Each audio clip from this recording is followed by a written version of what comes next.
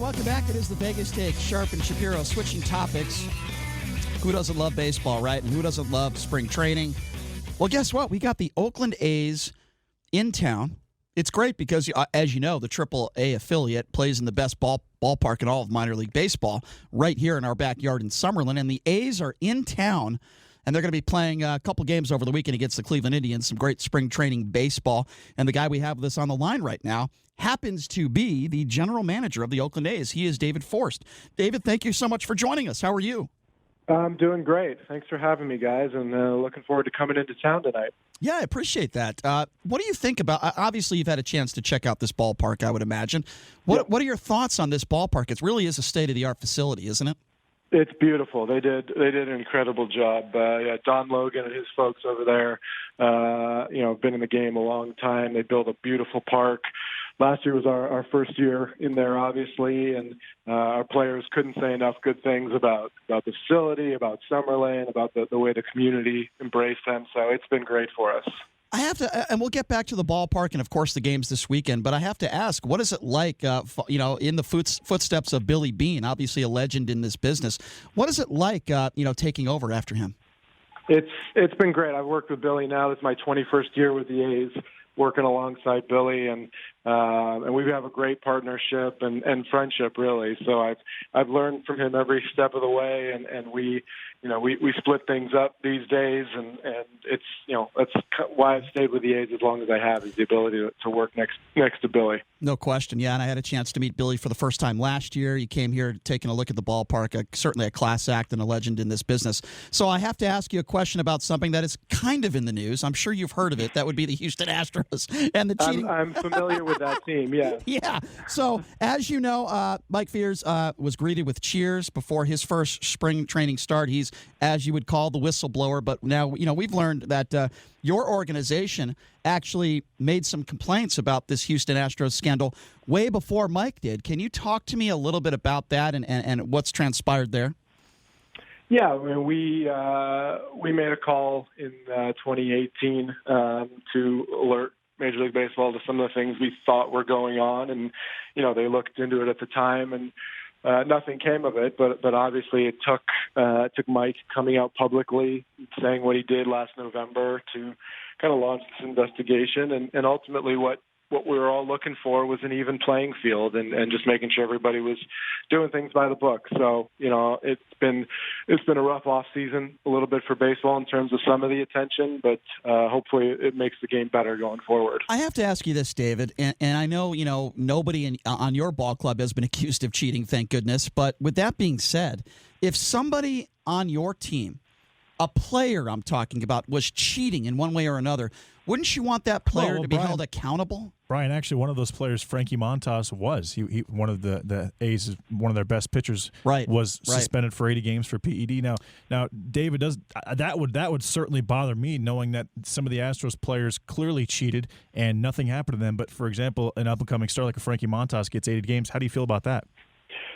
Yeah, I mean, obviously there are penalties in place for things like PED use and other transgressions. This was a unique situation where the commissioner made the ruling he did in order ultimately to kind of get to the bottom of things. So I think there are a lot of people around the game who wonder, should the players themselves have been punished? Would we have ultimately gotten to the bottom of things the way they did if they hadn't told the players ahead of time they wouldn't? So I think those were questions the commissioner answered, and ultimately, like I said, those of us who work in the game, who've sort of dedicated our lives to this, what we want what's best for the game, and hopefully that's what we've got going forward. So, David, you hear from some people that baseball should police it itself, that players should police it itself, and you've heard that some pitchers should tag some of these guys at the plate. I certainly don't agree with that. What do you make of all that?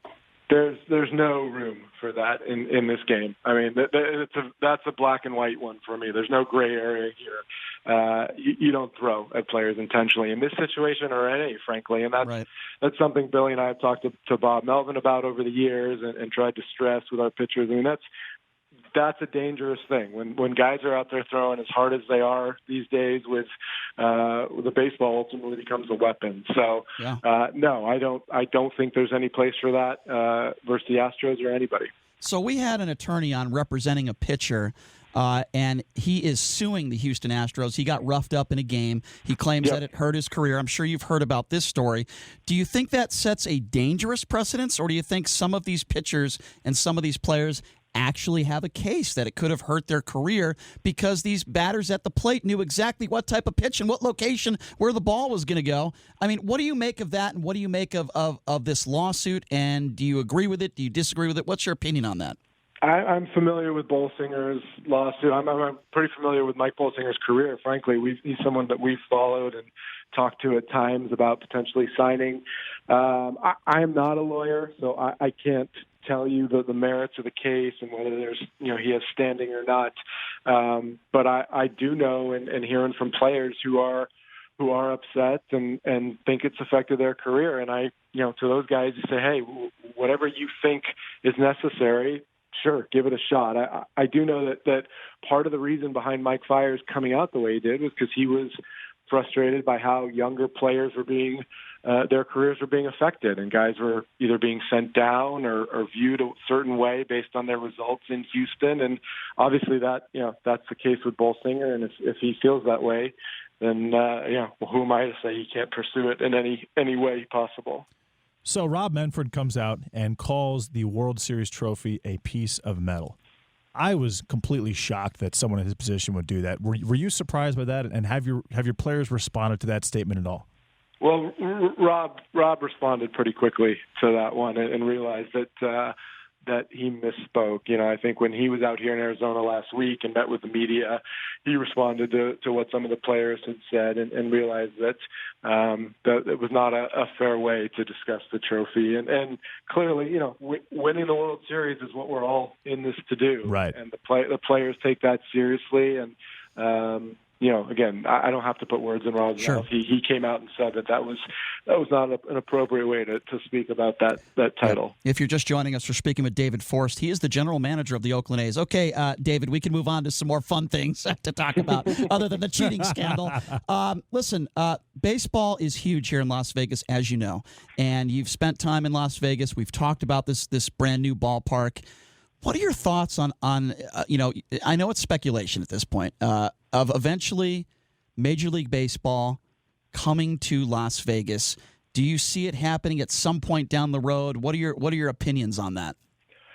Yeah, I think the official stance of the league has really softened over the years. When I first started here, I don't think anybody in the central office would have said there was a chance to bring baseball to Vegas. But I do think with the success of the NHL, obviously our neighbors in the Coliseum heading your way this summer, and I think they've seen the possibilities. And obviously Major League Baseball now has relationship with some of the companies there, including with a big deal with MGM. So I think it has softened over the years, and I think Rob has said it's a possibility. So. I know there's been a lot of speculation about our club specifically, but we're committed to staying in Oakland. But I wouldn't say that an expansion team at some point is out of the question. I want to talk to you a little bit about your career because I find it fascinating. You've been very loyal with the Oakland A's. I believe, if I'm not mistaken, this is your 18th season with the A's. Actually coming up on my 21st here. Oh, my God. Yes. Wow. So you've been – and you're in your early 40s, David. I mean, this is incredible. You're the general manager of a ball club, Major League Baseball ball club. Early 40s is pretty young to have that type of position, yet you have an incredible resume. This is pretty cool. I mean, talk a little bit about that. Do you ever have to pinch yourself and say, whoa, I'm not that I'm saying you're not deserving of it. You're like I said, your resume is incredible, but just talk a little bit about that. At your age in your early 40s, that's young to be put in this position.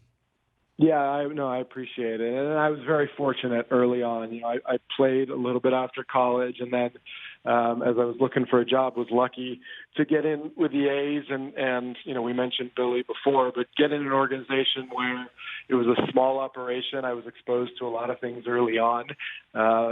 Billy and Paul DePodesta, who was the assistant GM at the time, let me do a lot of things that other 22-year-olds don't get to do, and it's been great. I've loved the Bay Area. I've loved this organization. Ownership's been very loyal to us, and no, I'm thrilled that I've been able to stay in one place for the last couple decades. Okay, I have to ask you, how many times have you seen the movie Moneyball?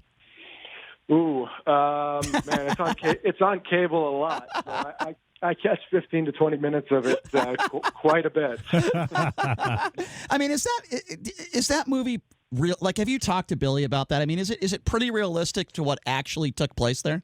Yeah, I mean, look, I was here in 2002. I was kind of a fly on the wall when Michael Lewis was embedded with us and wrote the book. And, the book did a great job of telling a story, basically. I mean, that's what Michael does so well. He's an incredible storyteller, and he's gone on to write about much bigger and more important things than the Oakland A's. But he told a great story, and then as anything in Hollywood does, it takes some liberties and kind of creates a story. But there's a lot of things in that movie that did actually happen. It's I'm still never going to live down that Billy had Brad Pitt portray him on screen.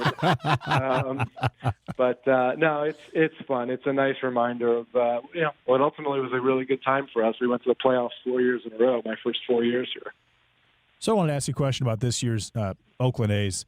What player are you most excited about coming up for our fans or for the fans of the A's that are listening to the show right now? What player, in your opinion, do you think is going to have the biggest improvement or impact for as far as an up-and-comer for this upcoming season? A lot of the focus has been on our starting pitching and a couple of the young arms, AJ Puck and Jesus Luzardo, both of whom came through Las Vegas Ballpark last year at various times.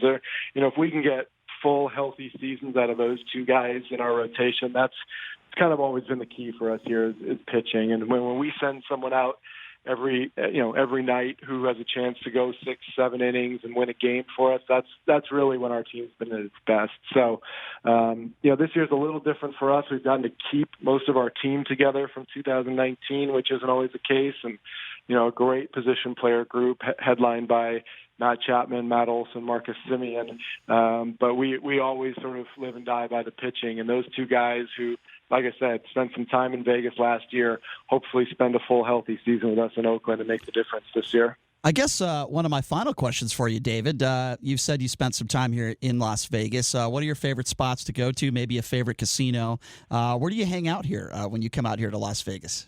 I have spent a lot of time. My dad actually, when I was growing up, was an analyst in the gaming business, and we spent a lot of time in Vegas. I remember being 16 years old, driving from LA and spending time at Circus Circus. I'm a little partial now to the Bellagio, just because we've had the meetings there a couple times. I have a really close friend who's a professor over at UNLV, a college teammate of mine, Bo Bernhardt, and he takes me around whenever I'm in town. So I have a lot of great memories of going there growing up, and always enjoy the chance to get into town. Well, I'll tell you what, David, you got a pretty great AAA general manager here, and you have a great franchise here that certainly helps your ball club. And as you said, the state-of-the-art facility here is unbelievable. A lot of positives. I'm sure you would agree to helping your ball club, and I really hope that I look forward to meeting you this weekend, and I really hope that we can have you on again at some point down the road, maybe mid-season. Thank you so much for your time. We really do appreciate it. No, thanks for having me on. It's going to be a great weekend. Look forward to seeing all the baseball fans out at the ballpark, and hopefully some more big league guys put on a show for us. And the weather is supposed to be perfect, David, so that's also a positive, no question. Sometimes that's a question in spring training, depending on where you're at, but you're not going to have to worry about that here. Again, David Forst, thank you so much for your time. Great. See you guys over the weekend. All right. Look forward to meeting you. There you go. David Forst, the thanks a lot, David. General manager of the Oakland A's, joining us, and we got a lot of fun. We got a lot of sports to get to. Starting next week, of course, we got all these college basketball tournaments in town: the West Coast Conference, the Mountain West Conference, the WAC, the Pac-12. We have Major League Baseball. The Cleveland Indians and the Oakland A's are in town starting this weekend, and then next weekend we've got the Reds in town with the Chicago Cubs. It's absolutely incredible. We'll take a quick break. and we'll be back right after this. You are listening to the Vegas Take right here on the all-new 101.5 FM, 720 AM, KDON.